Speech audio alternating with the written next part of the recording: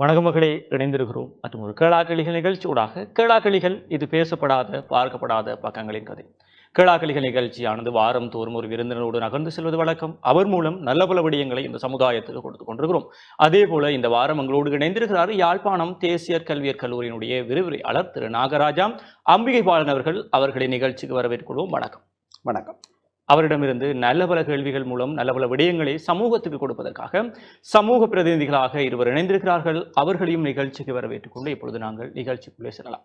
நிகழ்ச்சியினுடைய ஆரம்பத்திலே உங்களை பற்றி ஒரு அறிமுகம், நீங்கள் கடந்து வந்த பாதைகள் பற்றிய கதைகளோடு நாங்கள் நிகழ்ச்சியை கொண்டு செல்லலாம்.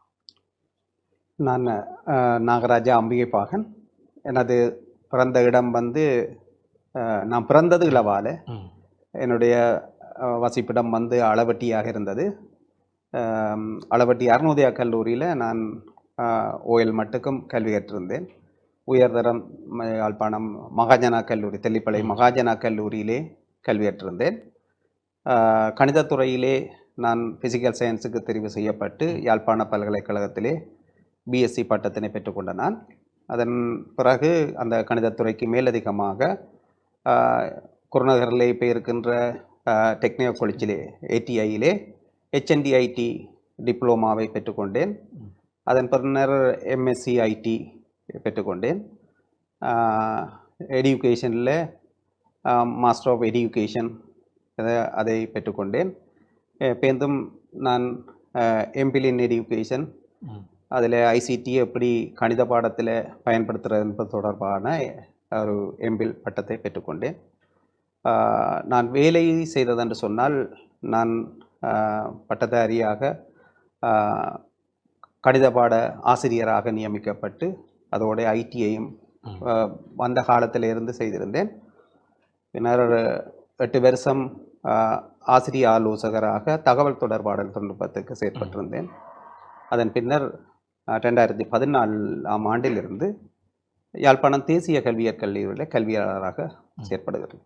நிச்சயம். இப்படி இருக்கும்போது இந்த ஐடி துறை சார்ந்த வளங்கள் இப்போதைய சூழலிலேயே அதிகரித்திருக்கின்றன. இருந்தாலும் நீங்கள் கல்வி கற்ற காலம், அதற்கு தொடர்ச்சியாக நீங்கள் ஐடி துறையிலே உங்களை ஈடுபடுத்தி இருப்பதற்கு எப்படி நீங்கள் இந்த ஐடி துறையிலே உங்களை ஈடுபடுத்த வேண்டும் என்று அந்த காலத்தில் அந்த சிந்தனை உருவாகியது?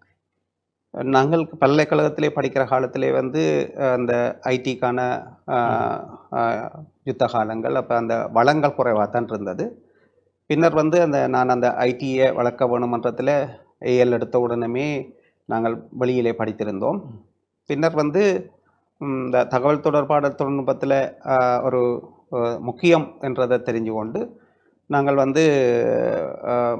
நியமனம் பெற்ற பாடசாலையில் பிள்ளைகளுக்கு நான் ஃபார்மல் எடியூகேஷன் மற்ற மாலை நேர வகுப்புகள், இந்த ஃபோட்டோஷாப், கோரல்ரோ, பேஜ் மேக்கர் அது போன்ற கல்விகளை நாங்கள் வழங்கியிருந்தோம். ஒரு சொற்பகாச பின்னேரம் அந்த நான் ஃபார்மல்ன்றதுக்குள்ள.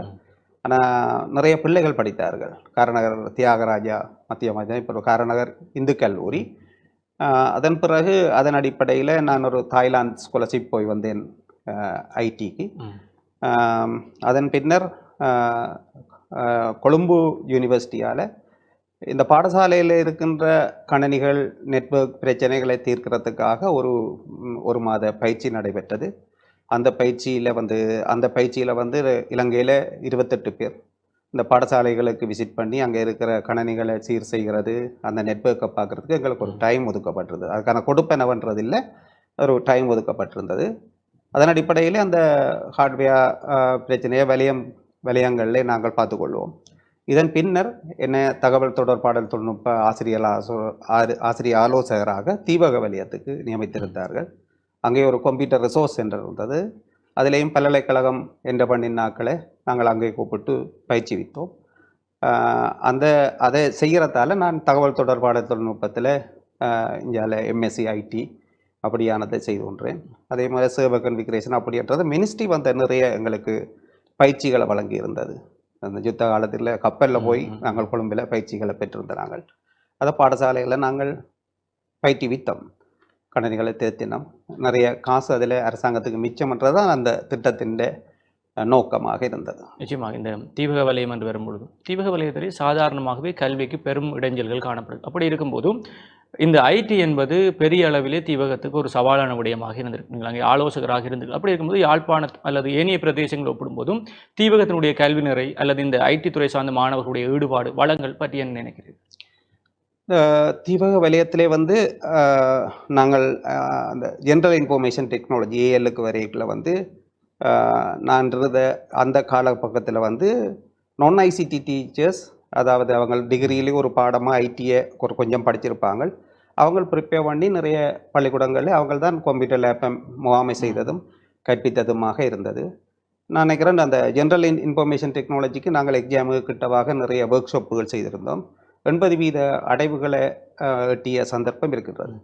ஒரு சூப்பர் மார்க்கெட்டில் வேலை செய்த ஒரு மாணவன் வெளியிட்ட பிறகு அவர் ஒரு நாள் கண்டு சொன்னார், இந்த ஐடியில் பெற்ற சர்டிஃபிகேட் தான் எனக்கு இந்த வேலை வாய்ப்புக்கு உதவியது என்று சொல்லி.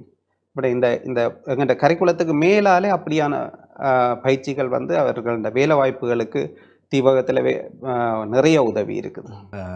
நீங்கள் யாழ்ப்பாண பல்கலைக்கழகத்தில் கற்று வெளியிலேயும் ஐசிடி துறையில் வந்து ஒரு விற்பனராக இருக்கிறீர்கள்.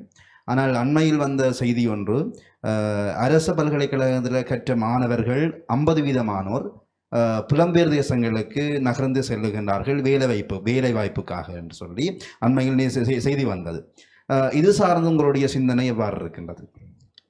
ஒரு நாட்டுக்கு பொருளாதாரத்தை ஈட்டுகிற ஒரு செயற்பாடு தான் இந்த வெளியில் போய் வேலை செய்கிறன்றது. இந்த தகவல் தொடர்பாடல் தொழில்நுட்பத்தில் இங்கே உழைக்கிற சம்பளத்திலும் விட அவர்களுக்கு கூடிய வருமானம் பெறக்கூடிய வாய்ப்புகள் அங்கே இருக்கிறதால அவர்கள் அந்த இடங்களுக்கு செல்கிறார்கள்.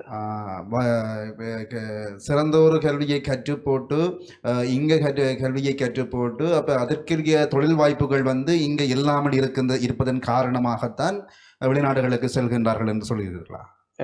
இங்கே வந்து அவர்கள் கற்ற கல்விக்கு அவர்கள் அந்த உண்மையாக இலவச கல்வி என்றது உண்மைதான் என்றாலும் அவர்கள் கற்ற கல்வி அவர்கள உற்பத்தி திறனுக்கேற்ற வேலை வாய்ப்புகள் இங்கே குறைவாகத்தான் காணப்படுது. இப்போ இந்த ஆன்லைனில் சிங்கப்பூர் கம்பெனிகளில், அமெரிக்கன் கம்பெனிகளில், கனடா கம்பெனிகளில் வந்து இங்கே நிறைய பேர் வேலை செய்கிறார்கள். தற்கால விவசாய சமூகம், குறிப்பாக யாழ்ப்பாண விவசாயிகள் ரசாயன பாவனையால் ஆட்கொள்ளப்பட்டிருக்கின்றார்கள். ஆனால் உங்களை போன்ற ஒரு சில இயற்கை விவசாய விரும்பிகள் என்ற விழிப்புணர்வுகளை ஏற்றுக்கொண்டு அதன் முக்கியத்துவத்தை அறிந்து நாமும் செயற்கை விவசாயத்தில் இருந்து இயற்கை விவசாயத்துக்கு மாறுவோம் என்ற எண்ணி மாறும் பொழுது பல சவால்களை எதிர்கொள்கின்றார்கள். குறிப்பாக தீவிர ரசாயன பாவனைக்கு ஆட்கொள்ளப்பட்ட ஒரு நிலம் முற்றுமுழுதாக இயற்கை விவசாய நிலமாக மாற்றப்படும் பொழுது அங்கு அவர்களுக்கு ஆரம்பத்தில் குறைந்த விளைச்சலை எதிர்பார்க்க வாய்ப்புகள் இருக்கின்றது. இவ்வாறான இடைநிலை சவால்களை எதிர்கொள்ளும் ஒரு சாதாரண விவசாயிக்கு நீங்க என்ன அறிவுரை ஒரு இயற்கை விவசாய விரும்பியாக கூற விரும்புகின்றீர்கள்? உண்மையாக என்னென்னு சொன்னால், அந்த எங்கள்கிட்ட பிரைமரி எஜுகேஷனில் இஆர்ஏ என்ற சப்ஜெக்ட் இருக்குது, என்விரான்மெண்டல் ரிலேட்டட் ஆக்டிவிட்டி. இதெல்லாம் வந்து மாணவர்களுக்கு இந்த இயற்கை சார்ந்த விவசாயங்கள், இயற்கையை எப்படி பேண வேணும்ன்றது தொடர்பான ஒரு நல்ல அறிவை கொடுக்கப்படுது. ஒரு மனிதன் வாழ்க்கை வந்து கூடுதலாக பிரைமரிலேயே டிசைன் பண்ணப்பட்டுடும். 5ஆம் வகுப்பு வரைக்குள்ள இப்போ நாங்கள் 1ஆம் வகுப்பில் வந்தவன் நான் கேட்குறேன் தானே நீ என்னவா வர போகிறேன்னு சொல்லி. 5ஆம் வகுப்பு வரைக்குள்ள உண்மையாக அவர் ஒரு வாழ்க்கையை டிசைன் பண்ணிடுவார். கிட்டத்தட்ட அவற்றை புலக்காட்சிகள் அதுகளுக்கெல்லாம் வரும். இப்போ எங்களுடைய மக்களுக்கு வந்து நிறைய புலக்காட்சிகளை காணாத ஒரு சந்தர்ப்பம் இருக்குது. வெளிநாட்டுக்கு போய் வர்றவர்கள் அவர்கள் இப்போ இங்கே பார்த்தீங்கன்னா நிறைய ஃபார்ம் உருவாக்கினோம், இயற்கை விவசாயம் எல்லாம் இதெல்லாம் வந்து வெளிநாட்டில் கண்ட காட்சிகளை கொண்டு வந்து இங்கே இம்ப்ளிமெண்ட் பண்ணினோம். இப்போ இப்படியான நேரடி பயிற்சிகள் எங்கள்கிட்ட ஆக்களுக்கு வழங்கப்பட வேண்டும். மற்றது இந்த இயற்கை விவசாயத்தில் நிறைய சவால்கள் இருக்குன்றது வந்து அந்த இனிஷியலாக தொடக்கத்தில் வந்து அந்த இயற்கை விவசாயத்துக்கான கட்டுமானங்களை அமைக்கிறதுல வந்து செலவுகள் அதிகம். அப்போ அந்த இங்கே வாழ்கிற ஆக்களுக்கு அந்த பெரிய இன்வெஸ்ட்மெண்ட்டை முன்னுக்கே செய்து அந்த தொடங்குகிற அனுபவங்கள் இல்லை. இப்போ உதாரணத்துக்கு வந்து ஒரு க்ரீன் ஹவுஸை போடணும், தக்காளியே எந்த காலத்திலையும் செய்யலாமன்றது இப்போ செய்கிறாங்க. யாழ்ப்பாண பல்கலைக்கழகம் அக்ரிகல்ச்சரில் வந்து இப்போ ஒரு பெரிய ப்ராஜெக்ட் ஒன்று செய்திருக்கணும். அப்போ இந்த தக்காளி வந்து பெரிய மட்டுக்கும் போகுது. அப்போ அதே மாதிரி வேர்ட்டிக்கல் ஃபார்மிங்ன்றது வந்து ஐடியை பயன்படுத்தி செய்யணும். வேலணையில் வந்து ஒரு இன்ஜினியர்ஸ் 3 பேர் என்னவோ சேர்ந்து ஒரு பெரிய ப்ராஜெக்ட் ஒன்று செய்யணும். அந்த கொரோனா காலத்துக்களை வந்து இஞ்சி மஞ்சளை வேர்ட்டிக்கலாக நட்டு போடுற மாதிரி. இப்போ அப்படியான ஒரு பூச்சிகள் உள்ளாத விலைகளை பயன்படுத்தி அப்படி செய்கிறான்றது வந்து எங்கள்கிட்ட விவசாயிகளுக்கு ஆரம்பத்தில் ஒரு பெரிய செலவீனமான ஒரு செயற்பாடாக இருக்கிறது, அவர்களுக்கு சவாலாக இருக்கிறது. பல்கலைக்கழக காலம் என்பது ஒரு யுத்தம் இலங்கையில் இடம்பெற்ற காலமாக இருக்கும். அப்போ பல்கலைக்கழக காலம் என்பது அந்த காலத்திலே பல மாணவர்களுக்கும் சவாலாக இருக்கும். குறிப்பாக இந்த ஐடி துறையை விரும்பி கொண்டிருக்கக்கூடியவங்களுக்கு அந்த காலங்களில் நீங்கள் கூறியது கூட வளங்கள் கொஞ்சம் தட்டுப்பாடாகத்தான் இருந்தது. அப்படி இருக்கும்போதும் உங்களுடைய பல்கலைக்கழக காலம் அந்த காலங்களில் எப்படி இருந்தது? எங்கள்கிட்ட பல்கலைக்கழக காலம் மகிழ்ச்சியான காலம்.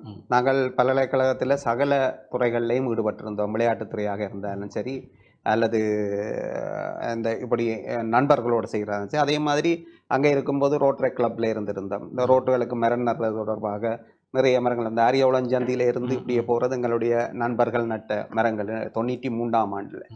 அப்போ இவ்வாறான செயற்பாடுகள், வயோதிபர் இல்லங்களுக்கு போய் சமைச்சு சாப்பிட்டுருக்கிறோம். இப்படியான செயற்பாடுகளை நாங்கள் பல்கலைக்கழகத்தில் எங்கள்கிட்ட நான் நினைக்கிறேன் ஃபிசிக்கல் சயின்ஸில் 130 பேருக்கு மேலே. அப்போ எல்லாரும் நல்ல நண்பர்கள். இன்றைக்கும் அந்த நட்பு இருக்குது.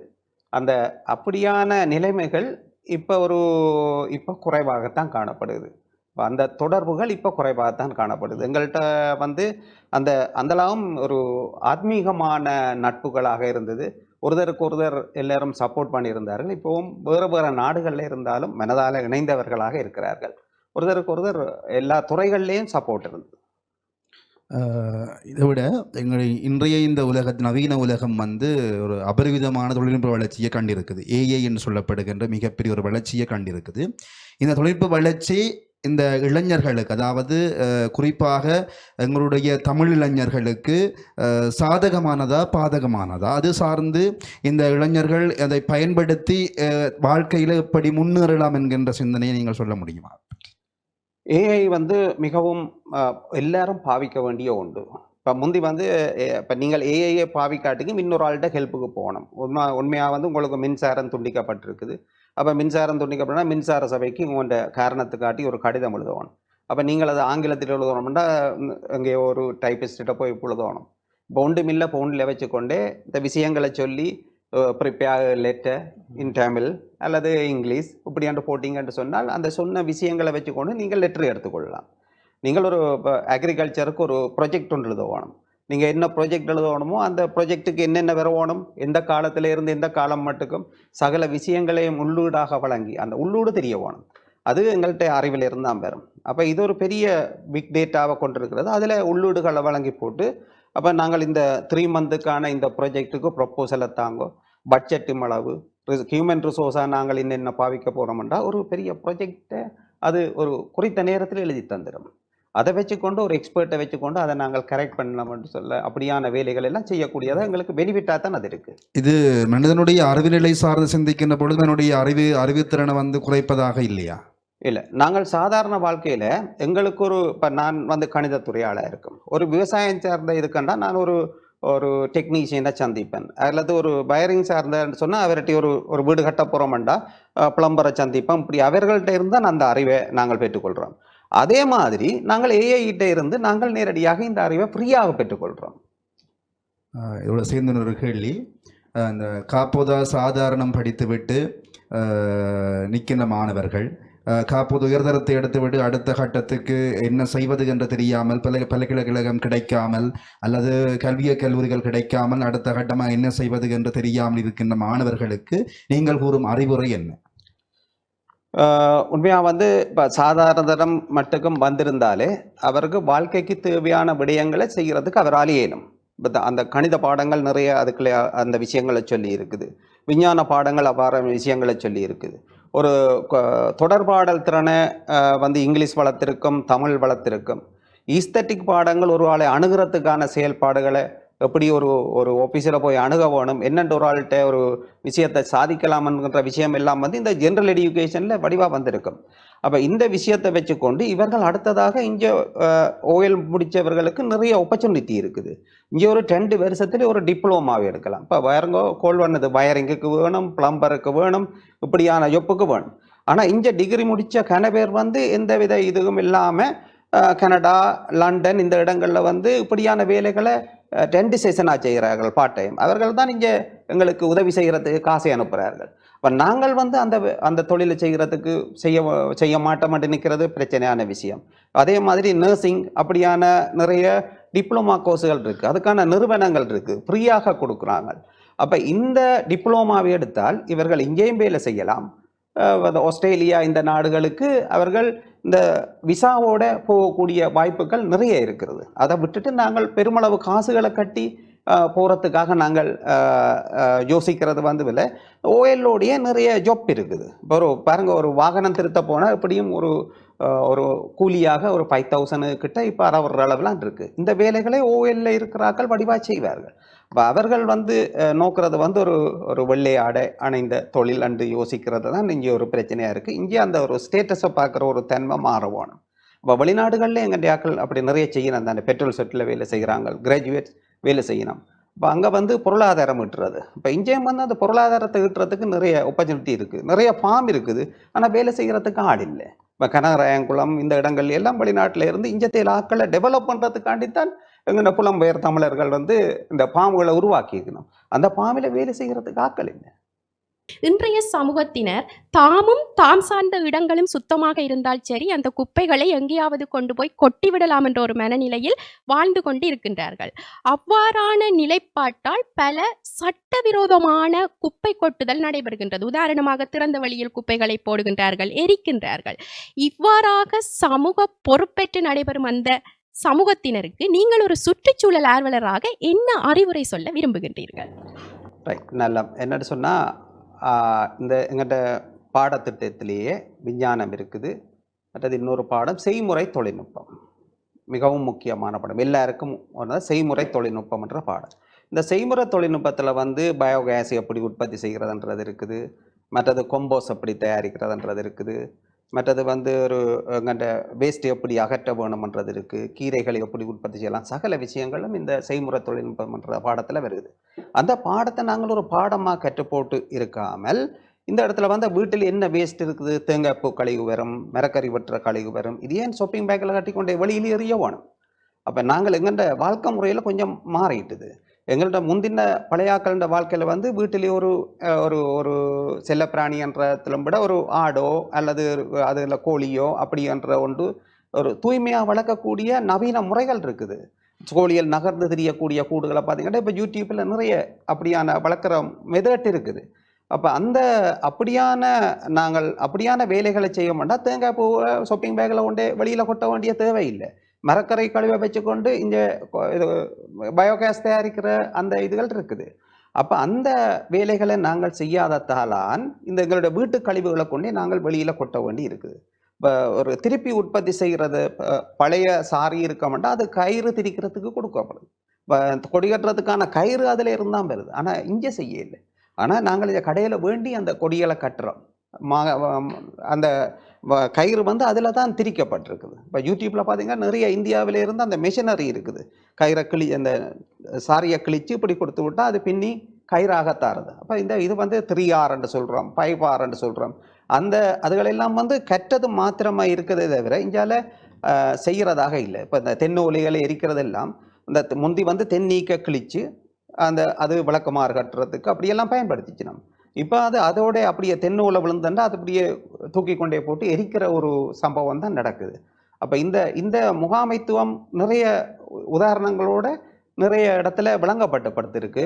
அதுகளை செய்தால் இந்த வேஸ்ட்டை கொண்டே வெளியில் போடுறதுக்கான சந்தர்ப்பங்கள் குறையும். அதை விட இந்த வேஸ்ட் கலெக்ட் பண்ணுறதுக்கு இந்த கோண்டாவில் பார்த்தீங்கன்னா ஒரு கலெக்ட் பண்ணுற இடம் ஒன்று போட்டிருக்குது. அப்படியான இடங்கள் இருந்தான்னு சொன்னால் அந்த கொண்டே அவர்கள் வெளியில் எறிகிறது கொஞ்சம் குறை. இந்த விழிப்புணர்வு நமது சமூகத்தினரிடத்தில் பாரிய மாற்றத்தை ஏற்படுத்தும் என்று நம்புகின்றேன். நிச்சயமா. அதே போல நீண்ட காலமாக இந்த பாடசாலையிலே மாணவர்களோடு பயணித்திருப்பீர்கள், பாடசாலை சமூகத்தோடு பயணித்திருப்பீர்கள். இன்றைக்கும் மாணவர்களுக்கு கல்வி கூட்டக்கூடிய ஆசிரியர்கள் தேசிய கல்விக் கல்லூரியிலே பணியாற்றி இப்படி இருக்கும்போதும் பாடசாலை மாணவர்களுடைய சூழலிலிருந்து நேரடியாக இன்னொரு ஆசிரியர்களுடைய அந்த கல்லூரி சூழலுக்கு போகும்போது அந்த சூழல் எப்படி இருக்கிறது, எப்படியான மாற்றங்களை பார்க்கிறீர்கள்? உண்மையாக வந்து இந்த தேசிய கல்வியற் கல்லூரி என்றது வந்து ஒரு ப்ரொஃபஷனல் டெவலப்மெண்ட், ஒரு பான்மை விருத்தியை ஏற்படுத்துறது தான் இந்த தேசிய கல்வியற் கல்லூரி. ஆசிரியராக உருவாகிறவர்கள் வந்து பான்மை விருத்தி ஏற்படுது. அங்கே வந்து தனியாக சப்ஜெக்ட்ன்றதிலும் விட அவர்களை எதுக்கு ட்ரெயின் பண்ணப்படுறார்கள், காப்போத்தா சாதாரணம் தரம் மட்டுக்கும் கற்பிக்கிறதுக்காக ட்ரெயின் பண்ணப்படுறார்கள். அவர்களுக்கு பள்ளிக்கூடத்தில் இருக்க வேண்டிய சகல ட்ரைனிங்கும் வழங்கப்படும். உதாரணத்துக்கு பண்ணால் ஸ்கூல் அண்ட் கம்யூனிட்டி ப்ரோக்ராம் ஒன்று இருக்கும். ஸ்கூலில் வந்து யார் யார் பங்கு பெற்றி வினம், பாடசாலையில் அதிபர்கள், மற்றது ஆசிரியர்கள், வெளியில் இருக்கிற பேரண்ட்ஸ், சமூக நலன் விரும்பிகள், வெகுஜன அமைப்புகள் இப்படியான எல்லாம் அவர்களுடைய ஒருங்கிணைப்பை செய்து ஒரு பாடசாலை எப்படி டெவலப் பண்ணலாமன்ற அந்த செயற்பாடு வந்து அந்த ஸ்கூல் அண்ட் கம்யூனிட்டிகளால் அவர்களுக்கு வழங்கப்படும். அதே போல் பாடசாலை இருக்க கிட்டத்தட்ட அவர்கள் வந்து இன்டர்ன்ஷிப்பில் வந்து ஒரு 3-4 ப்ராஜெக்ட் செய்வினோம். அகாடமிக் சார்ந்த ப்ராஜெக்ட் செய்வினோம், என்விரான்மெண்டல் சார்ந்த ப்ராஜெக்ட் செய்வினோம், ஸ்டூடெண்ட் சார்ந்த ப்ராஜெக்ட் செய்வினோம், டிசாஸ்டர் சார்ந்த ப்ராஜெக்ட் செய்வினோம். இந்த ப்ராஜெக்டுகளால் அவர்கள் படித்த விஷயங்கள் எல்லாம் வந்து எப்படி ஒரு பாடசாலையில் வர இந்த பிரச்சனைகள், முக்கியமாக இந்த 4லேயும் பிரச்சனை வேணும், டிசாஸ்டர், அகாடமிக். அப்போ இந்த பிரச்சனைகளை எப்படி முகங்கொள்ளலாம்ன்றது அவர்களுக்கு விசேடமாக பயிற்றப்பட்டிருக்குது. அதே மாதிரி அங்கே கற்பிக்கிற முறைகள் தான், கற்பித்தல் மெத்தட் வந்து பயன்படுத்துது. ஐசிடி எப்படி பயன்படுத்தி கற்பிக்கிற மெத்தட் எப்படி, டீச்சிங் எய்ட்ஸ் எப்படி செய்யணும். அப்போ உளவியல், மாணவர்கள உளவியலை அறிந்து கொள்வது, வகுப்பற முகாமைத்துவம், இவ்வாறான பல விஷயங்கள் அங்கே கற்பிக்கப்படுது. அப்போ அங்கே இருக்கிற சோசியோலஜி மற்ற ஈஸ்தட்டிக்ன்றது அங்கே ஒரு முக்கியமான பாடமாக இருக்குது. அப்போ ஈஸ்தட்டிக்கில் வந்து ஆர்ட் வரும், மியூசிக் வரும், டான்ஸ் வரும். இது வந்து ப்ராக்டிக்கலாக அவர்கள் ஒவ்வொரு நாளும் மேடையிலே ஆடி அந்த அனுபவத்தை வச்சுக்கொண்டு பிள்ளைகளை வழிபடுத்துறதுக்கும். இப்போ டிசாஸ்டர் மேனேஜ்மெண்ட் அவர்களோட தெருக்கூத்தொண்டை போட்டு இந்த டிசாஸ்டரை எப்படி எதிர்கொள்ள வேணும், அல்லது இந்த சுற்றுச்சூழலை பேணுறதுக்காக ஒரு நாடகத்தை கொண்டே அரங்கேற்றி சமூக விழிப்புணர்வு, இவ்வாறான சகல ப்ரொஃபஷனலான ட்ரைனிங்கும் எங்கள் தேசிய கல்வியற் கல்லூரியில் வழங்கப்படும். நிச்சயமாக கல்வியற் கல்லூரியில் இப்படியான பயிற்சிகளை பெறக்கூடியவர்கள் பாடசாலைகளுக்கு ஆசிரியர்களாக நியமிக்கப்பட்டு வந்த பிறகு தாங்கள் கற்றதை அங்கே சரியாக செயல்படுத்துகிறார்களா என்றதை ஏற்றுக்கொள்கிறீர்கள்? இந்த நாங்கள் இதை வந்து சொல்லுவோம் சிஸ்டம் தியரி. இப்போ சிஸ்டம் உங்களுக்கு தெரியும் வந்து இப்போ எங்கள் உடல் இருக்குது, ஒன்றோடி ஒன்று தொடர்பட்டு. இப்போ எஜுகேஷன் வந்து ஒன்றோடி ஒன்று தொடர்பட்டது. நாங்கள் வந்து ஆசிரியர்களை உருவாக்குறது, இவர்கள் வந்து ஆசிரியர்களை பயன்படுத்தி மாணவர்களுக்கு கற்றல் செயற்பாட்டை மேற்படுத்துறது இங்கே பாடசாலைகளில் நடைபெறும். அப்போ இந்த தொடர்புகள் வந்து இப்போ சிஸ்டம் சரி, ஆனால் ஒரு நல்ல சிஸ்டமாக செயற்படையில்லைன்றதுல ஒரு சின்ன பிரச்சனை இருக்குதான். இப்போ இங்கே கொடுக்கப்பட்ட அமல பயிற்சிகளையும் அவர்கள் அங்கே கொண்டே செய்கிறதுல எல்லாருக்குமே ஃபிசிக்கல் எஜுகேஷன் ட்ரைனிங்கோடு நடக்கும். எங்கள்கிட்ட கொலிச்ச எஜுகேஷனில் எல்லா கொலிச்சிலையுமே அது நடக்கும். அப்போ அங்கால போன பிறகு ஒரு ஃபிசிக்கல் எஜுகேஷனுக்கு பொறுப்பானால் தான் அதை செய்வார். இவர்களோட இணைஞ்சு செய்கிற வாய்ப்புகள், நாடகத்துக்கு இருந்தால் அதில் இணைஞ்சு செய்கிற வாய்ப்புகள், இப்படியான வாய்ப்புகளை பாடசாலை நிர்வாகம், வலய கல்வி அலுவலகம் அவர்கள் மட்டத்தில் அதை மேற்பார்வை செய்து மேம்படுத்தினால் மிகவும் பிரயோசனமாக இருக்கும். விவசாயம் சார்ந்து சிந்திக்கின்ற பொழுது இப்போ இருக்கிற உணவுத்தர வகைகள் எல்லாமே மருந்து பாவிக்கின்ற ரசாயனத்தை பயன்படுத்தி தான் உணவுகள் தயாரிக்கப்படுகின்றது. இதால் வந்து சமூகத்தில் இருக்கிறவர்களுக்கு வந்து பல்வேறுபட்ட நோய்கள் வந்து வண்ணம் இருக்குது. அண்மையில் கூட ஒருவர் பேசுகின்ற பொழுது சொன்னார், முதல்ல வந்து நோய்க்கு மருந்து தந்தார்கள், இப்பொழுது நோயை உருவாக்கி அதற்கு வைத்தியம் செய்து கொண்டிருக்கிறார்கள் சொல்லி. இப்போ இது சார்ந்து விவசாயம் சார்ந்து உங்களுடைய சிந்தனை எப்படி இருக்கின்றது? இப்போ இந்த இதில் வந்து மருத்துவம் அதோட சேர்ந்தது. இப்போ எங்கள் மருத்துவர்கள் மிக சிறப்பாக செயற்படுறாருன்ற ஒரு சந்தோஷமான விஷயம். அந்த அந்த அந்த விதத்திலே இந்த விவசாயம் சார்ந்த இந்த பிரச்சனைகள் இருக்குத்தான். ஆனால் உண்மையாக வந்து இந்த இயற்கை விவசாயம் என்று சொல்லிக்கல வந்து எங்கண்ட வீட்டுக்கு தேவையானதை நாங்கள் உற்பத்தி செய்கிற அந்த நிலைமை இருந்து என்று சொன்னால் போதும். அப்போ எங்கள்கிட்ட வீடுகளில் உற்பத்தி செய்கிறதுக்கு ஒரு சின்ன நெட் ஒன்றை போட்டு, இப்போ உதாரணத்துக்கு இப்போ பூச்சிட்டியில் வேண்டியவங்கள் இந்த இப்போ பசலி கீரைன்னு சொல்லி அந்த கீரை நல்லா வீட்டில் உருவாக்கலாம். இப்போ இங்கே இருந்து தேங்காய் பூச்சிகளை அடித்து பேக்கெட் பண்ணி நாங்கள் கனடாவுக்கு அனுப்புகிறோம். இங்கே நீங்கள் மண்வளம் குறைவுன்னு சொல்கிறீங்க, அங்கே மண்டையில் பயிரிடவே இல்லை. இந்த தேங்காய் பூச்சி போட்ட பேக்கெட்டில் தான் அங்கே பயிரிடல் நடக்குது. அப்போ நெடுகளும் தண்ணி ஊற்ற தேவையில்லை, அப்படியான சில நன்மைகள் இருக்குது. அப்போ கனடாவிலெல்லாம் இப்படி எங்கள் ஃப்ரெண்ட்ஸ் காட்டேக்க சொல்லுவாங்க, ஒரு சின்ன சின்ன இடம் வந்து ஒவ்வொரு குடும்பத்துக்கும் ஒதுக்கப்பட்டிருக்கும். அவர்களுக்கு தேவையான மரக்கறியை அவர்கள் உருவாக்குறது. இதுக்கு பெரிய அளவு மருந்து பயன்படுத்த வேண்டிய தேவைகள் இல்லை. தங்களோட வீட்டிலேயே அந்த உள்ளிக்கரசல் அதுகள் இதெல்லாம் எல்லாம் சொல்லினோம், அதுகளை பயன்படுத்தியே செய்யக்கூடியதாக இருக்கும். உதாரணத்துக்கு இப்போ ஒரு சும்மா வெந்தய கீரை ஒரு சிம்பிளாக உருவாக்கக்கூடிய ஒன்று. ஒரு குறைஞ்ச இடத்துல வெந்தயத்தை போட்டு அதை எடுத்து ஒரு 19 நாளில் அறுவடை செய்து வடிவாக சாப்பிடலாம். அதுக்கு எந்த மருந்தும் தேவையில்லை. அந்த இதையும் அதை கீரையை அரிக்கிற மாதிரி அந்த வெந்தய கீரையை பூச்சிகள் அரிப்பதில்லை.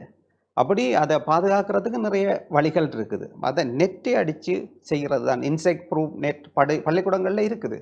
அந்த ப்ரொஜெக்ட் இருக்குது. அந்த ப்ரொஜெக்டில் பிள்ளைகள் பழகிருந்துச்சு நம்மன்னு சொன்னால் அவர்கள் தங்கள் வீட்டில் போய் அதை அப்ளை பண்ணுவார்கள். இன்றைக்கு வரைக்கும் அசேதன பயிற்சிகை என்பது அதிகரித்து கொண்டு தான் இருக்குது. எனவே பாடசாலை கல்வி சூழல் நிலையத்தோடு அல்லது வாழ்க்கை முறையோடு இணைந்த கல்வியை கொடுப்பதற்கு தயங்குகிறதா? அவ்வாறு இல்லை.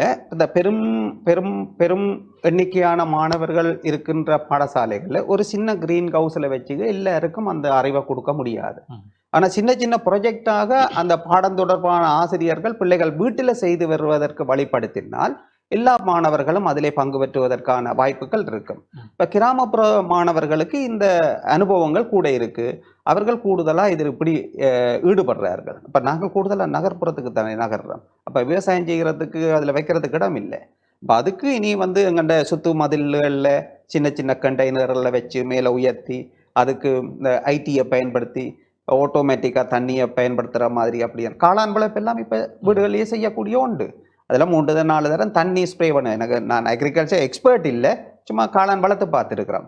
அப்போ அதில் வந்து ஒரு 3 தரம் 4 தரம் தண்ணி ஸ்ப்ரே பண்ணணும். அப்போ ஒரு உத்தியோகத்துக்கு போகிற ஆளுன்னு சொன்னால் அது ஆட்டோமேட்டடாக தண்ணி ஸ்ப்ரே பண்ணுறதுக்கான ஒரு செட்டப் செய்தால் பெரிய வருமானமான தொழில். இன்னொரு பக்கம் வந்து யாழ்ப்பாண பல்கலைக்கழகத்தினுடைய விஞ்ஞான பீடத்தினுடைய பழைய மாணவர் நீங்கள். அப்படி இருக்கும்போது இன்றைக்கு யாழ்ப்பாண பல்கலைக்கழகத்தின் விஞ்ஞான பீடத்திலே தமிழ் மாணவர்களுடைய எண்ணிக்கை என்பது சடுதியாக குறைந்து கொண்டு வருகிறது. எதனால் இந்த மாறுதல்? ஏன் எங்களுடைய பிள்ளைகள் எங்கள் பல்கலைக்கழகத்தை விரும்புகிறார்கள்? இப்போ நாங்கள் பல்கலைக்கழகத்துக்கு செல்கிற மாணவர்கள் எங்களுடைய மாணவர்கள் சொல்கிறார்கள் நியாயம் என்னன்னு சொன்னால், நாங்கள் அங்கே போனோம்னு சொன்னால் எங்கள்கிட்ட சிங்களத்தை வளர்த்து கொள்ளலாம், இங்கிலீஷில் வளர்த்து கொள்ளலாம், இப்படியான நியாயப்பாடுகளை கூடுதல் அப்ளை பண்ணிக்கல வந்து கூடுதலாக அங்கத்தில் யூனிவர்சிட்டியை தான் அப்ளை பண்ணுறாரு. ஆனால் சிங்கள மாணவர்கள் அப்ளை பண்ணிக்கல இங்கே வந்தால் செலவு குறைவுன்னு சொல்லி இங்கே தான் அப்ளை பண்ணுறாரு.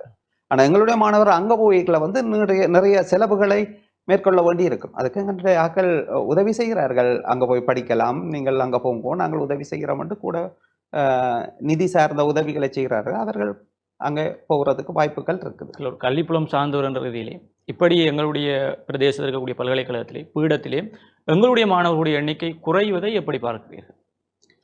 எங்களுடைய மாணவர்கள் குறைகிறதுன்றது வந்து கூடுதலாக எங்களுடைய மாணவர்களுக்கு கஷ்டப்பட்டு நிறைய மேத்ஸ் ஆக்கள் படிக்கணும். ரெண்டாலும் வந்து இந்த நாங்கள் படித்த காலத்தில் வந்து எங்கள்ட படிக்கிற நேரம் வந்து கூடுதலாக எங்கள்கிட்ட செல்ஃப் ஸ்டடிக்கு தான் கூட இருந்தது. நாங்கள் கணித பாடத்தை பொறுத்தவரை நாங்கள் தான் ப்ராக்டிஸ் பண்ணுவோம். இன்னொரு ஆள் வந்து ரோயிங்கிறதுக்கு பழக்கையில் அது கிட்டத்தட்ட அதே மாதிரி நாங்கள் தான் சிந்திக்கணும். அப்போ தான் எங்கள்கிட்ட சிந்தனை வளரும். ஒரு ஒரு எக்ஸாம் பேப்பரை செய்கிறதுக்கு ப்ராக்டிஸ் பண்ணி ஒரு அறிவான ஆளை உருவாக்க முடியாது. அப்போ அந்த விதத்தில் வந்து இந்த படிக்கிற மெதட்டுகள் அதுகளில் இப்போ எல்லா இடமுமே டியூஷன்ன்றது இருக்குதான். டியூஷன் நிறைய உதவி செய்யுது, எக்ஸாமுக்கு இதுன்றதுக்கு அதெல்லாம் உதவி செய்யுது. ஆனால் இந்த பிள்ளைகள் படிக்கிறதுல வந்து இந்த கூட கன்சன்ட்ரேட் பண்ணி படிக்கிற அளவு எங்கள்கிட்ட குறைவாக தான் கிடக்கு. ஆனால் உண்மையாக ஒரு பார்த்தோம்னு சொன்னால் கிராமப்புறங்களில் இருந்தால் கூடுதலாக இந்த இன்ஜினியரிங் போராக்கள் கூடுதலாக இருக்குது. இப்போ சில நேரம் நகர பாடசாலைகளில் வந்து படிப்பினம், ஆனால் அவர்கள் கூடுதலாக போகிறத காணக்கூடியதாக இருக்குது. ஒரு சமூக செயற்பாட்டாளராக நான் கேட்கப் போகும் வினாவுக்கு உங்களினுடைய பார்வை என்ன என்பதை அறிய ஆசைப்படுகின்றேன். இன்று நீங்கள் பார்த்தீங்கள் என்றால் பல பிரதேசத்தில், குறிப்பாக யாழ்ப்பாண பிரதேசத்தில் வளமான பல விவசாய நிலங்கள் அபிவிருத்தி என்ற பெயரில் வீடுகளை கட்டமைப்பதற்கான நிலங்களாக மாறிக்கொண்டு வருகின்றன. ஒரு சமூக செயற்பாட்டாளராக உங்களினுடைய கருத்து என்ன? எனக்கு உண்மையாக அந்த விஷயங்களை பார்க்கல. அளவட்டி எல்லாம் வந்து பெரிய விவசாய நிலங்கள் உள்ள இடம், அப்படியான விவசாய நிலங்கள் உள்ள இடத்துல ஒரு 10 ஏக்கர் உள்ள இடத்துல நடுவுக்குள்ளே ஒரு வீடு கட்டுறதுக்கான ஒரு பெர்மிஷன் எடுத்து அந்த நடுவில் கட்டியிருந்தால், இந்த சட்ட ரீதியாக எனக்கு தெரியல, ஆனால் நடுவில் கட்டியிருந்தால் அவர்கள் ஒரு 2 நாய் வளர்ப்பார்கள், கோழி வளர்ப்பார்கள், அதே மாதிரி அவர்களுடைய ஷாப்பிங் பேக் பறக்கும், இந்த வீட்டை சுற்றி வந்து வேலி போடுவார்கள், வேலியின் நிழல் பிடிக்கும். இவ்வாறான வரைகளை வந்து இந்த பக்கத்தில் விவசாயம் செய்கிற செயற்பாடுகள் பாதிக்கப்படும். அப்போ அந்த வீடு கட்டுற இடங்களாக மாறுறது தான் கூடுதலாக எங்கள்ட விவசாய நிலத்தில் நடக்குது. அதே மாதிரி நிலத்தடி நீர் பழுதாகிறது, அவன் வேஸ்ட் வாட்டர் வந்து இந்தியாவில் அவன் வயல்களுக்குள்ள வெள்ளம் போய்க்குள்ள போகும். அப்போ பேருந்து பயிர் வராது. இவ்வாறான பிரச்சனைகள் எங்களுடைய விவசாய நிலங்களுக்குள்ள வீடு கட்டுறதால ஏற்படுகிறது. அண்மையில் கூட ஜனாதிபதி அனுரகுமார் அவர்கள் இந்தியாவில் ஏஐ மாநாட்டுக்கு செல்லும்போது கூட உலகை ஆளப்போகிறது ஏஐ, எனவே எல்லா நாடுகளும் ஏஐ தங்களுக்கு பழக்கப்படுத்திக் கொள்ள வேண்டும் என்று. குறிப்பாக இந்த தேசிய கல்விக் கல்லூரியிலே வெளியேறக்கூடிய ஆசிரியர்களுக்கும் இப்போது புதிதாக இந்த ஏஐ தொழில்நுட்பம் பற்றிய அறிவு பூட்டப்படுகிறது. அவர்களுக்கு ஏஐ தொழில்நுட்பம் பற்றி முந்தி வந்து தேசிய கல்வியற் கல்லூரியில் இந்த மொபைல் போனதுகள் எல்லாம் அனுமதிக்கப்படுறதில்லை. இப்போ வந்து அவர்கள் பாவிக்கிறார்கள். இப்போ புதிய இதில் வந்து அவர்கள் பாவிக்கிறார்கள்.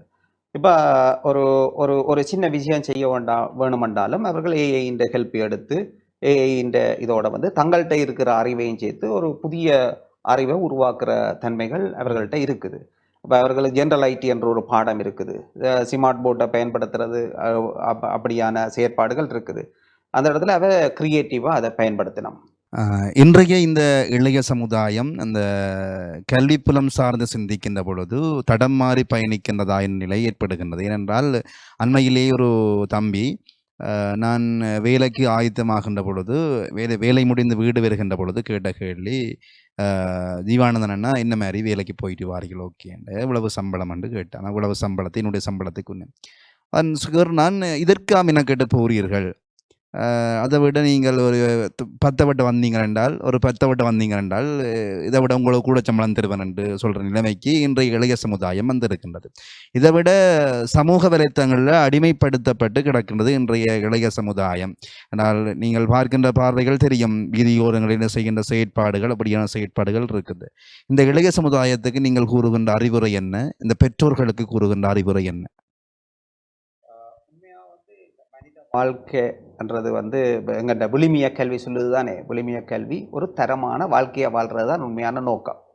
இப்போ தரமான வாழ்க்கையை வாழ்கிறன்ற நோக்கத்தை விட்டு இந்த தரமான வாழ்க்கையை டிசைன் பண்ணுறது அவரவர்கள் தான் தீர்மானிக்கிறார்கள். எந்த வாழ்க்கை இப்படி இருக்கணும்ன்ற அவர்கள் தீர்மானித்து கொள்கிறார்கள். அப்போ இந்த விதத்தில் வந்து சில பேர் வந்து காசை தேடி ஓடுகிறார்கள், சில பேர் வந்து சொத்துக்களை, அந்த வீடுகளை வேண்டி விடுறது கட்டுறது அப்படி என்று ஓடுகிறார்கள். சில பேர் வந்து நாங்கள் அந்த குவாலிட்டியாக வாழ்ந்துட வேணும் என்று யோசிக்கிறார்கள். உண்மையாக வந்து குவாலிட்டியான வாழ்க்கைன்றது தான் முக்கியமான ஒன்று. தரமான வாழ்க்கையை வாழணும், அதுக்கு தான் கல்வி. அப்போ இந்த கல்வி சொல்லும் வந்து நீ இப்படி செய். அப்போ அவர் அந்த பற்ற வெட்டுறது பிரச்சனை இல்லை.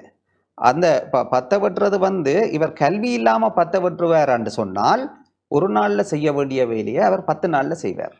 இப்போ டூல்களை பயன்படுத்துகிறதா இருக்கலாம், நவீன தொழில்நுட்பங்களை பயன்படுத்துகிறதா இருக்கலாம், அவர் 10 நாள் செய்வார். அதில் 2 இடத்துல வேஸ்ட். இவற்றை உடம்பு ரீதியான வேஸ்ட், இன்னொரு அந்த பற்ற வெட்டிச்சவர்ன்ற பொருளாதார ரீதியான வேஸ்ட். இப்போ இன்றைக்கு வந்து அந்த ஸ்கில்லுகளை டெவலப் பண்ணுறதுக்கு நிறைய இன்ஸ்டிடியூட் இருக்குது. கச்சேரியால் நிறைய செய்யணும், விடிஏ இருக்குது, தங்கள்கிட்ட தகுதிகளை போட்டுறதுக்கு விளையாட போட்டு செய்யக்கூடிய நிறைய ஆப்பர்ச்சுனிட்டி இருக்குது.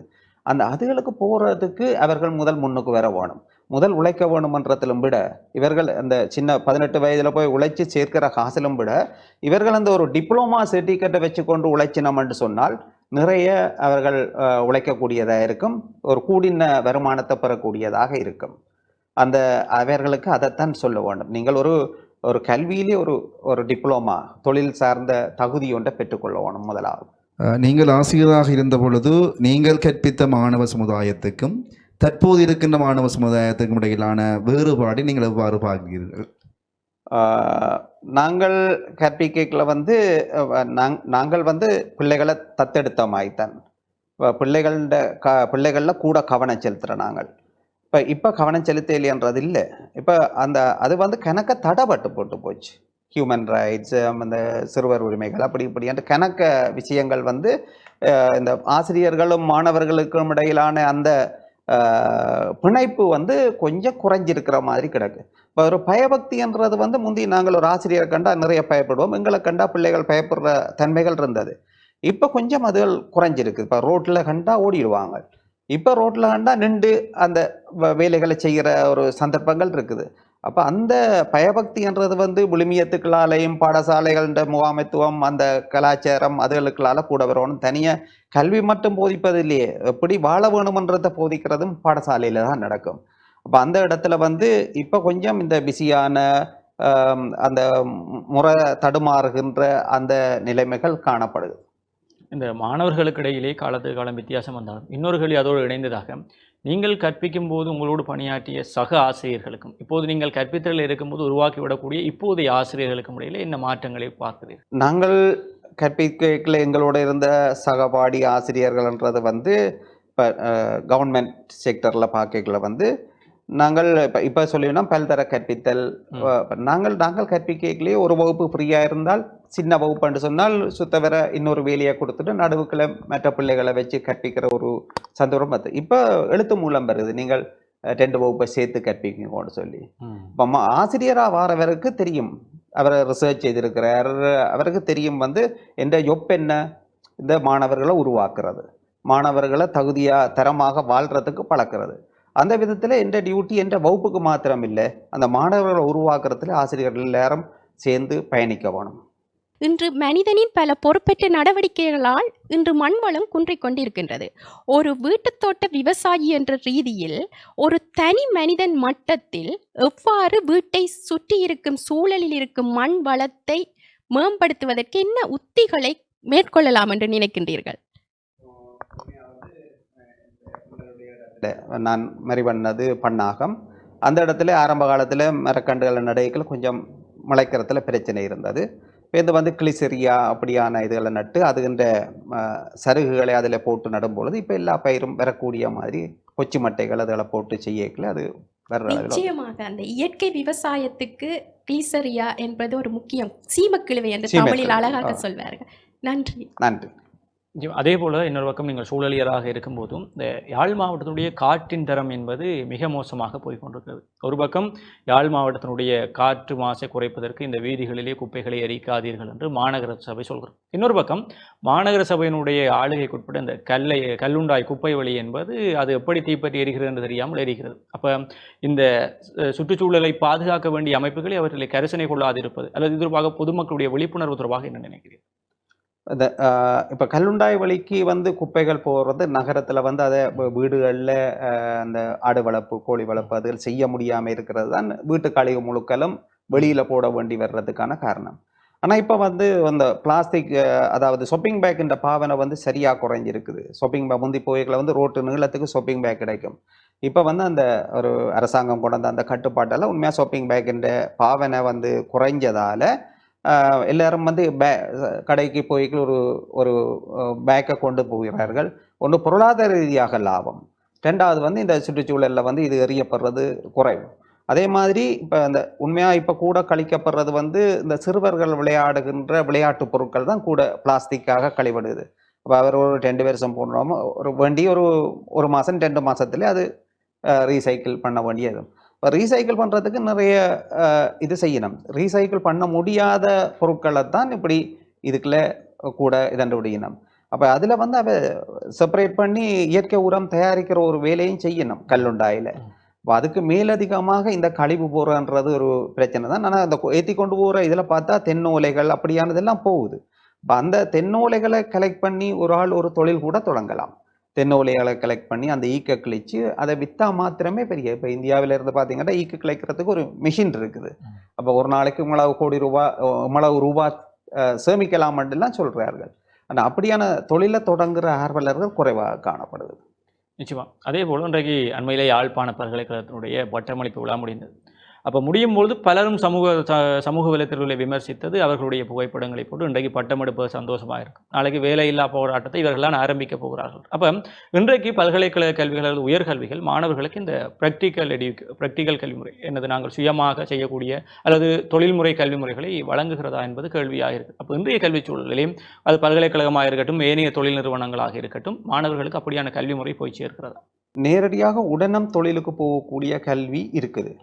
இப்போ ஐடியால் வழிகிட்டு போகிறவர்கள் தொழில் இல்லாமல் இல்லை, வெளிநாட்டுக்கு போகிறார்கள். அதை நீங்கள் சொல்லியிருந்தீங்களே, அவர்கள் உடனும் நல்ல சம்பளத்துக்கு வெளிநாடுகளுக்கு போகிறார்கள் அல்லது இங்கே ஆன்லைனில் வேலை செய்கிறார்கள் அல்லது ஏதாவது ஒரு ஐடியில் இருக்கிறார்கள். நிறைய ஃபார்ம் போட்டிருக்கார்கள். ஏன்னாண்டா ஹியூமன் பவர் இல்லாமல் இவ ஆர்டிஃபிஷியலான செயற்கை இதுகளை பயன்படுத்தி செய்கிற ஒரு ஆற்றல் அவர்கள்கிட்ட இருக்குது. இப்போ அக்ரிகல்ச்சரில் கூடுதலாக ஈடுபடுறார்கள் ஐடி தெரிஞ்சாக்கள் தான். அப்போ இந்த விதத்தில் வந்து அதே மாதிரி அக்ரிகல்ச்சர் படித்தாக்கள் வந்து நிறைய ஃபார்ம் உருவாக்கி இருக்கணும், ஃபார்முகளை மேனேஜ் பண்ணுற வேலை செய்யணும், இயற்கை விவசாய பொருட்களை உற்பத்தி செய்யணும். அப்போ அவர்கள் போன உடனே வேலை செய்கிறார். அப்போ இந்த பிள்ளைகள் ஏஎல்ல பாடத்தை தெரிவு செய்ய இருக்குல்ல, எனக்கு இந்த வாழ்க்கை எப்படி போகணும், எனக்கு எதை தெரிவு செய்தால் தொழில் கிடைக்கும், எதை தெரிவு செய்தால் பட்டம் கிடைக்கும்ன்றதில்லை, எதை தெரிவு செய்தால் தொழில் கிடைக்கும்ன்றதை வச்சு அந்த பாடங்களை தெரிவு செய்தால் கூட வாய்ப்புகள் கிடைக்கும். அதே மாதிரி இப்போ வேறு ஒரு பாடத்தை தெரிவு செய்து கொண்டு போனாலும் இப்போ ஒரு இதுக்கு ஜாப் கிடைக்காது கொண்டு போனாலும் அவர் தன் குவாலிஃபிகேஷனுக்காக ஒரு டிகிரி எடுத்துக்கொண்டு இன்னொரு பக்கத்தில் வந்து தன் ஒரு டிரான்ஸ்லேட்டர் அல்லது ஒரு டைப்பிஸ்ட் அல்லது ஒரு டிசைனர் இப்படியான பல ஜாப் ஆப்பர்ச்சுனிட்டியை கையில் கொண்டு போனால் தான் நாங்கள் டிகிரி முடியக்கு அவர்கள் வேலைக்கு போகக்கூடிய மாதிரி இருக்கும். இதை துறைக்கு அப்பால் சென்று பார்க்கின்ற பொழுது இந்த இலக்கியம் சம்பந்தமான விடயங்கள் இன்று அந்த இளைஞர்களிடையே வாசிப்பு திறன் இல்லாமல், புத்தகங்களை வாசிப்பது என்பது இல்லாமல் இருக்கின்றது. இந்த இலக்கியம் சார்ந்த உங்களுடைய சிந்தனை, இன்றைய இளைஞர்கள் இந்த வாசிப்பு திறனை மேம்படுத்துவதற்கு உங்களால் கூடக்கூடிய விடயங்கள் ஏதாவது? இப்போ என்னோட சொன்னால், நாங்கள் ஒரு முந்தி பல்கலைக்கழகத்தில் படிக்கும் பொழுதும் ஒரு விடயத்துக்கு தீர்மானம்னா புத்தகங்களை வாசித்து தான் ஒரு அதே மாதிரியான கணக்குகள்னா அதே மாதிரியான கணக்குகளை வாசித்து இந்த எங்களுக்கு இருக்கிற பிரச்சனையை தீர்க்கிறதுக்கு ஒரு மெதட்டை கண்டுபிடிப்போம். இப்போ கூடுதலான என்னோட சொன்னால், இப்போ புக் ஷாப்பில் போய் பார்த்தா வினா விடை புத்தகம்னு தான் கூட கணவர். அப்போ ஒரு வினா இருக்கும், அதுக்கு விடை இருக்கும். அப்போ இப்படித்தான் கூட ப்ராக்டிஸ் பண்ண பார்க்கணும். பாட புத்தகங்கள் முந்தி வாசித்து தான் அதுக்கு பார்க்கணும். அப்போ உண்மையாக டீச்சர்ஸ் எங்களை முதல் வகுப்பறையில் புத்தகத்தை வாசிக்க விடுறது.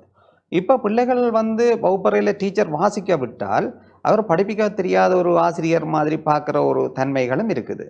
இப்போ ஒரு வினாவிடையை கொடுக்குற அந்த இதுக்கு கொஞ்சம் எங்கிட்ட கற்பித்தல் மெத்தட் போயிருக்கிற மாதிரியான ஒரு இது இருக்குது. ஆக்டிவிட்டி பேஸ், இப்போ நாங்கள் சொல்கிறோம் ஆக்டிவிட்டி பேஸ். இப்போ கணிதத்துக்கு ஒரு ஒரு தொப்பி ஒன்றை செய்ய, பர்த்டே தொப்பி ஒன்றை செய்கிறது.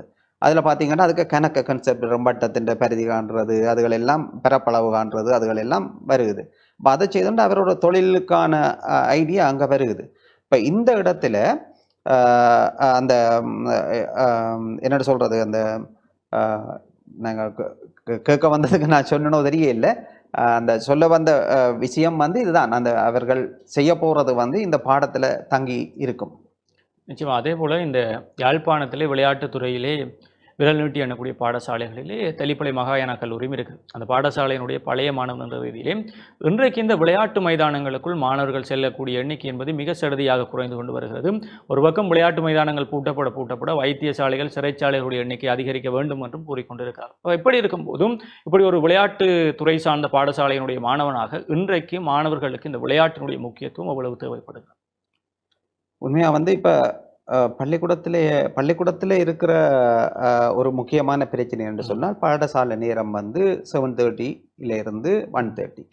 இந்த நேரத்துக்கு பிறகு ஒரு ஃபிசிக்கல் எஜுகேஷன் ஒரு ஆசிரியர் நிற்கிறார் என்றால் அதில் பூரத்தில் பிள்ளைகளை கண்ட்ரோல் பண்ணுறதுல பேரண்ட்ஸும் பிரச்சனைப்படுறார்கள். அப்போ அந்த பெரிய ப்ளே கிரவுண்ட் அந்த இடத்துல பூரத்தில் ஒரு அந்த சவால்கள் இருக்குது. இப்போ நான் என்னுடைய பிள்ளைகள் அதெல்லாம் பார்க்கல ஒரு 10 பேர் நிற்க வேணும் டீச்சர்ஸ்.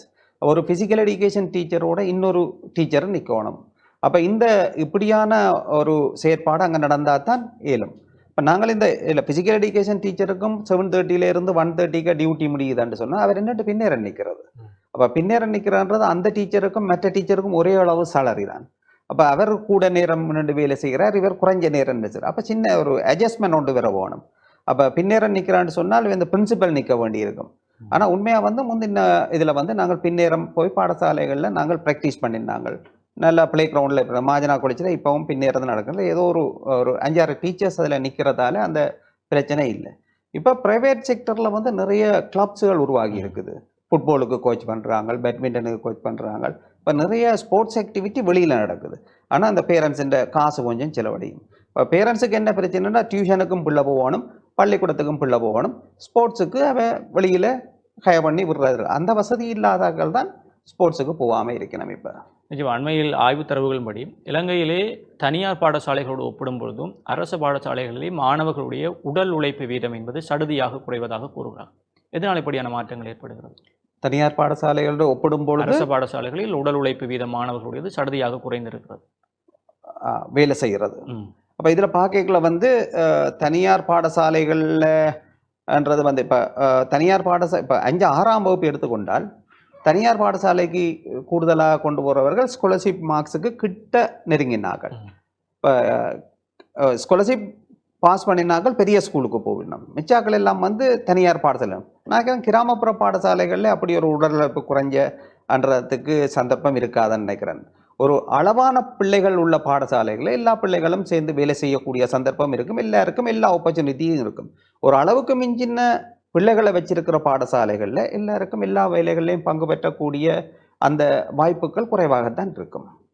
அதேபோல் அண்மையிலே இலங்கையிலே இந்த கல்வித்துறையிலே பேசு பொருளாக இருப்பது இந்த பாடத்திட்டத்திலே மாற்றங்கள், புதிய பாடத்திட்டங்கள் அல்லது கல்விக் கொள்கைகளிலே மாற்றங்கள் உருவாவது. இந்த விடயங்களை எப்படி பார்க்கிறீர்கள்? கல்விக் கொள்கையில் மாற்றம் ஏற்பட வேணும்ன்றது உண்மை. அப்போ இதில் வந்து இப்போ முதலாம் வகுப்புக்கு மாற்றி இருக்குது. முதலாம் வகுப்புக்கு மாற்றி இருந்தால் முதலாம் வகுப்பில் வந்து புதிய கல்வி சீர்திருத்தம் சரி. ஆனால் வந்து இன்னொரு பக்கத்தில் சொல்கிறோம் வந்து இந்த மொபைல் ஃபோன் அதுகளை பாவிக்கிறதுக்கு அவர்களுக்கு வேண்டாம்னு சொல்லி. ஆனால் முதலாம் வகுப்பில் போட்டிருக்கிறத வந்து ஒரு பாட்டை கேட்கறதுக்கு கியூஆர் கோட்டை வாசித்து தான் அதுக்குள்ளே போய் பாட்டை கேட்க வேண்டியதாக இருக்குது. அதே ஒரு வகுப்பறையில் 40-30 பிள்ளை முதலாம் வகுப்பில் இருக்குமென்று சொன்னால் அந்த டீச்சர் அந்த பேருக்கும் சேர்த்து அந்த கியூஆர் கோட்டை வாசித்து காட்டுறதுக்கு ஒரு ஸ்மார்ட் போர்ட் கட்டாயம் தேவை. அப்படியான வசதிகள் எல்லாம் இருக்கிறோம் என்று சொன்னால் பிள்ளை ஹேண்ட்போன் பாவிக்க தேவையில்லை. அந்த ஸ்மார்ட் போர்ட்டையோ அல்லது ஸ்மார்ட் டிவியையோ பயன்படுத்தி அதை கற்பிக்கக்கூடிய வாய்ப்புகளை ஏற்படுத்த வேணும். நான் நினைக்கிறேன் அதை அடுத்தடுத்த கட்டங்களாக ஏற்படுத்துவார்கள் என்று சொல்லி. உண்மையிலே கூட்டுறவுக்கு சமையல் கழிவுகள், தாவர கழிவுகளையும் தாண்டி விலங்குகளின் எச்சங்கள் முக்கிய பங்கு வகிக்கின்றன. எனக்கு ஒரு சந்தேகம் நீண்ட காலமாக இருக்கின்றது. யாழ்ப்பாண பிரதேச மக்கள் சேதனத்தை தாண்டி அசேதனத்துக்கு செல்வதற்கு இங்கு கால்நடை வளர்ப்புகள் குறைவாக இருப்பதுதான் ஒரு காரணமாக இருக்குமா என்ற ஒரு சந்தேகம் இருக்கின்றது. நீங்களும் ஒரு பகுதி நேர விவசாயி என்ற ரீதியில் இந்த கேள்விக்குரிய பதிலை உங்களிடமிருந்து அறிய ஆசைப்படுகின்றேன். கால்நடை நடப்பில் இப்போ ஒரு சின்ன பிரச்சனை இருக்குது. என்ன பிரச்சனை இருக்குன்னு சொன்னால் இந்த கால்நடைகளால் வர நோய்கள் வந்து கூட இருக்குது. கால்நடைகளை சுத்தமாக வச்சு பராமரிக்க இல்லைன்னு சொன்னால் கால்நடைகளால் உருவாகிற உன்னிக்காய்ச்சல், எலிக்காய்ச்சல் இவ்வாறான பிரச்சனைகள் எல்லாம் இதில் உருவாகுது. இப்போ கால்நடை வளர்த்தா அந்த இடத்துல வந்து இந்த கால்நடைகளுக்கு தேவையான உணவுப் பொருட்களை வச்சிருப்பினோம். உணவுப் பொருட்களை வச்சுருந்தா வந்து அதுக்கு எலி போகும். எலி போனால் வந்து எலியின் யூரின் அதுகளோட வச்சுக்கொண்டு அந்த வெள்ளம் போய்க்குள்ள அதில் எலிக்காய்ச்சல் உருவாகும் என்று சொல்லினோம். அப்போ விவசாயம் சார்ந்த பிரச்சனைகள் அதால் கால்நடைகளை வளர்க்குறது அதால் வருது. அதே மாதிரி சின்ன சின்ன இடங்களாக பிரிக்கப்பட்டுது. முந்தி வீடுகள் வந்து பெரிய நிலப்பரப்பில் இருந்து இப்போ சின்ன சின்ன இடம். இப்போ இந்தியாவில் இருக்கிற கால்நடைகள் வந்து பக்கத்து வீட்டுக்காரருக்கு வந்து அது டிஸ்டர்பாக இருக்கும்.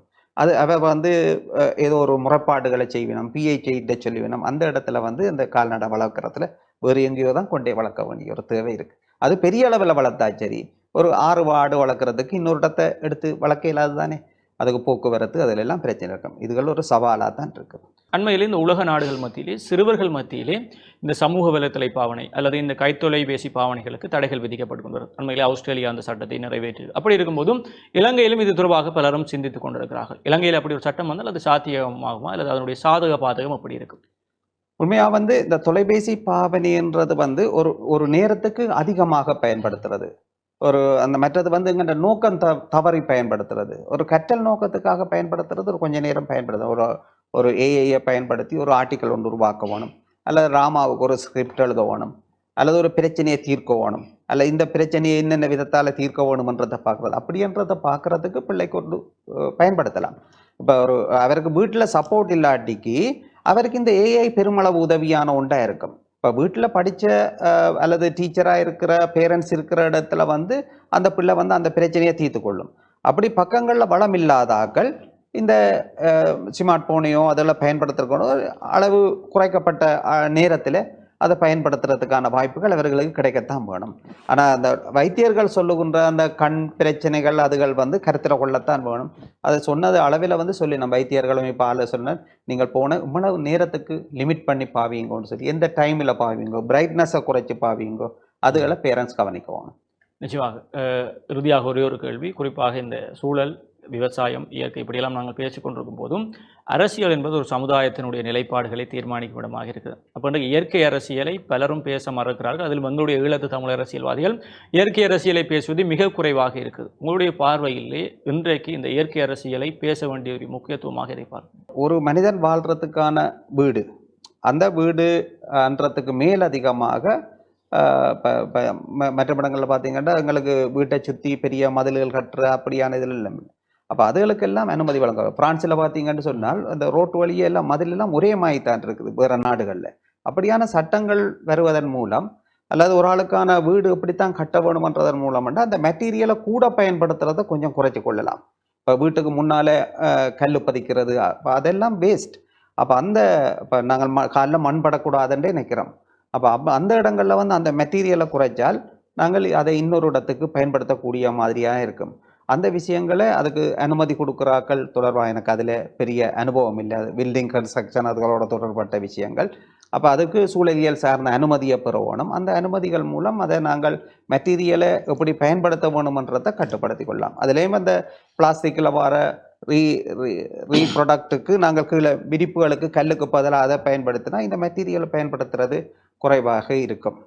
நிச்சயமா நாங்கள் நிகழ்ச்சியினுடைய நிறைய பகுதியை நெருங்கி இருக்கோம். இணைந்திருந்தோம் நேர்களே, கேளா கேள்விகளோடாக இன்றைய தினமும் எங்களோடு இணைந்து பல்வேறு விடயங்களை சூழலியல் சார்பாக, ஐடி துறை சார்பாக பல்வேறு விடயங்களை எங்களோடு பகிர்ந்திருக்கக்கூடிய யாழ்ப்பாணம் தேசிய கல்வியக் கல்லூரியினுடைய விரிவுரையாளர் நாகராஜா அம்பிகை பாலன் அவர்களுக்கு எங்களுடைய குழுமம் சார்பாக மனமார்ந்த நன்றிகளை தெரிவிக்கிறேன். நன்றி. அதே போல நல்ல பல கேள்விகள் மூலம் நல்ல பல விடயங்களை சமூகத்திற்கு கொடுப்பதற்காக சமூக பிரதிநிதிகளாக இணைந்திருக்கக்கூடிய ஜீவானந்தன் மற்றும் கேசியா ஆகியோருக்கும் நன்றிகளை கூறிக்கொண்டும் நாங்களும் உங்களிடமிருந்து விடைபெற்று செல்ல போகிறோம். மற்றும் ஒரு கலாகலிகள் நிகழ்ச்சியில் உங்களை சந்திக்கும் வரை உங்களிடமிருந்து விடைபெற்று செல்கிறோம். நன்றி.